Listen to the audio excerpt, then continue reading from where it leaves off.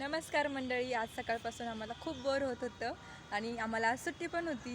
तर आज आम्ही सकाळपासून बोर होत होतो तर ठरवलं की आता आपण कुठेतरी जाऊया. मग संध्याकाळी आम्ही प्लॅन केला की चला आपण औरंगपुऱ्यामध्ये जाऊ. चला मग पुढे बघूया. आणि आम्हाला चहा प्यायचा होता म्हणून आम्ही आलो होतो चहाच्या शॉपवरती.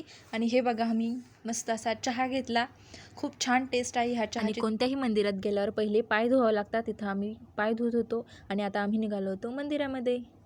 चला तर वरद गणेश गणपती बाप्पाच्या मंदिरात आपण जाऊया. खूप सुंदर असं हे गणपतीचं मंदिर आहे.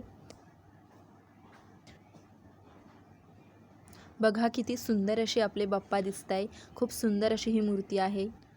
बघा, श्री वरद गणेश गणपती बाप्पाचं मंदिर हे खूप सुंदर आहे आणि तुम्ही नक्की ह्या मंदिराला एकदा भेट द्या. ह्या गणपती बाप्पाचं दर्शन घेतलं तर असं वाटतं मन एकदम प्रसन्न झालं.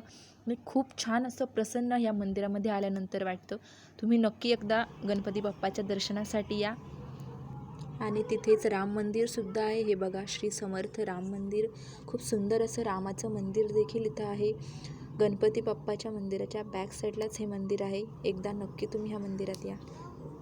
आणि इथं हे बघा, चंदनाचा गंध हा दररोज असतो. तुम्ही जर राम मंदिरात आलात तर हा चंदनाचा गंध नक्की लावा. तो गंध जर एकदा लावला ना कपाळाला तर ते गंध लावण्याचा एक वेगळाच आनंद मिळतो. खूप छान असं प्रसन्न वाटतं हा गंध लावल्यानंतर. आणि तिथेच खाली हनुमानाचं मंदिर आहे. खूप छान असं हे हनुमानाचं मंदिर आहे. मंदिरात जर गेलात तुम्ही तर ह्या देखील मंदिरात तुम्ही नक्की जा.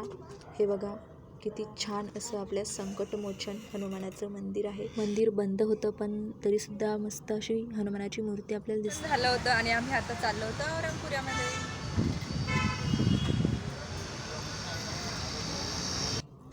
आणि फायनली आम्हाला ऑटो भेटली. आम्हाला ऑटोच भेटत नव्हती. आता आम्ही चाललो औरंगपुऱ्यात.